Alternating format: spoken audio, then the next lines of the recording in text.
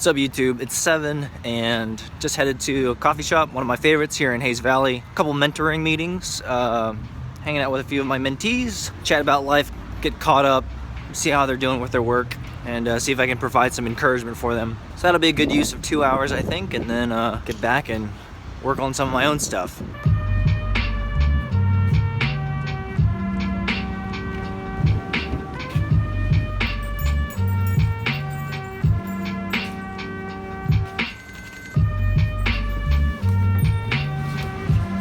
One of the things that I try to do as a mentor is spend more time listening than actually dispensing advice. Because I think actually a big part of being a great mentor is simply being available to listen to the challenges, the aches, the pains of what it means to be a human being. And a mentor is perfectly positioned to provide objective, non-judgmental listening. Active listening, not active advice or prescription. Just listening. 2 hours later.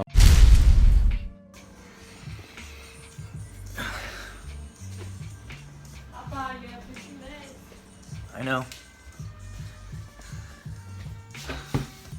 All right. My wife is busy making lunch, and so it's super noisy out there. But as a result, I am hanging out in my daughter's room, and I'll do today's vlog here in my daughter's room. What's up YouTube? Today is the 1st of February and I'm going to try to keep this video pretty short. I've got a ton of things to do, but as you know, I'm doing a year-long 12-month experiment with YouTube, vlogging every single day. It's been an incredible journey, somewhat emotional, but really cool. I've learned a ton, and part of this experiment, if you will, is learning about the financials, learning about how to monetize YouTube and all the intricate parts of making money. Now again, my intent is not to become a YouTube star. I have no aspirations for that, and that really would feel pretty weird. But I do like to understand as much as I possibly can about the universe around new mediums and new technologies, and now that I've moved from being a consumer to a creator, the financial parts are clearly something that I'm really super curious about. So what I've been doing is reporting every month about the previous month, the revenue that I've created through direct advertising and affiliates, and really the only affiliate that I'm using right now is Amazon, so it's really just one. And sharing that publicly. What I've done differently for this month is though I've taken it to the next level. So I've created a public dashboard of the actual finances, the actual raw figures, breaking it down by the estimated total, the ad revenue, the YouTube Red, which I'm again not entirely sure what that is, and then how much money I made through Amazon via the links within the descriptions. As you can clearly see, I made about $197 in January, which is $100 less than December, and that's because I made about $280 via Amazon, which is pretty significant, I think.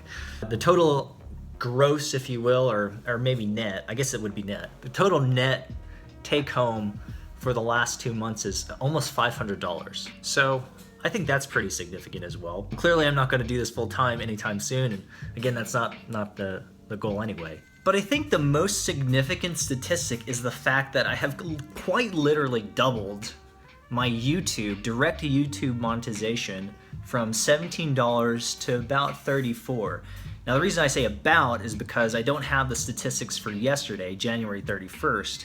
It's about 1 day or 2 days delayed, but that'll clearly bump it over $34 because I'm at $33.40 right now, and I'll update the dashboard with the actual figure tomorrow. But I think that is statistically significant. The fact that I was able to double the amount of revenue without having to double the amount of subscribers. I went from 488 on December 31st to 688 at the end of January 31st. So I gained 200 subscribers in a month. I feel like that's okay. It's what, 3 a day or something? No, 6 a day? Terrible at math. But you would have think in terms of a linear relationship that I would have required about 1,000 subscribers to double the revenue. But clearly that's not true. And I had done a little bit of research to see that relationship between subscriber growth and revenue doesn't have to be linear. In fact, in many cases, it's exponential. So for those who are curious or want to do this full time and have aspirations of becoming a YouTube star, I think it's very doable. I can see the trajectory, I can see the growth, I can see the patterns. This is no longer a mythological idea. I know intellectually you understand full-time YouTuber, people do that, great.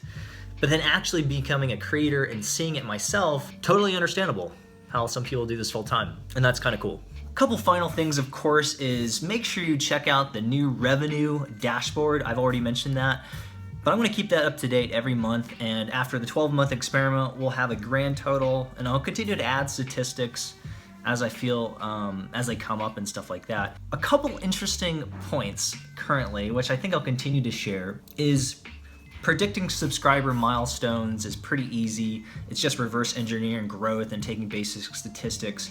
Not super good at math, but these are not difficult things to guess. Currently, based on my current growth trajectory, it will take me about 56 days from today to hit 1,000 subscribers, assuming that I continue to grow at the rate that I've been growing so far. And so that, if we were to guess right today, will be March 29th is when I should cross 1,000 subscribers. If you want to extrapolate out to 5,000, it'll take 738 days at my current growth rate, which is February 9th of 2019. That's a long time, but from what I've read, of a very small amount of research, it takes time. It takes years for some people to really begin to hit a growth curve that is sustainable. And so, again, no intentions here of becoming a YouTube star. Don't really care about the growth as a whole. I think it's pretty cool. But I think month to month, as things continue to grow, I'll revisit those estimations and projections and see if things are beginning to tilt differently. But for now, at 1,000 subscribers, 56 days from now, March 29th of this year, and we'll see if we trend right toward that figure. So that's it. I think that's really all the time that I have for today's vlog. I've got a bunch of other things related to the startup, which is really my primary focus, but I do really enjoy doing these YouTube videos. Please feel free to subscribe.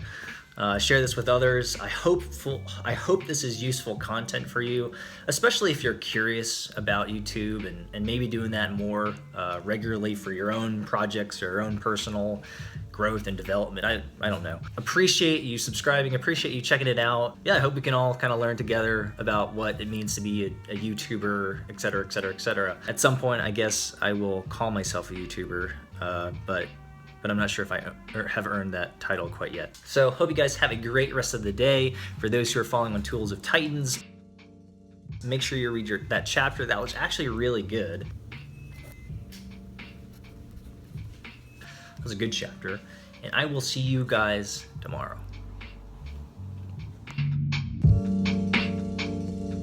First time this season you've seen Juanfran play as a right midfielder, but you didn't have to wait until this season to see that role. It's a role he came up playing when he was at Real Madrid Castilla as a youth product, when he played at We're watching Copa del Rey, Barcelona versus Atletico Madrid.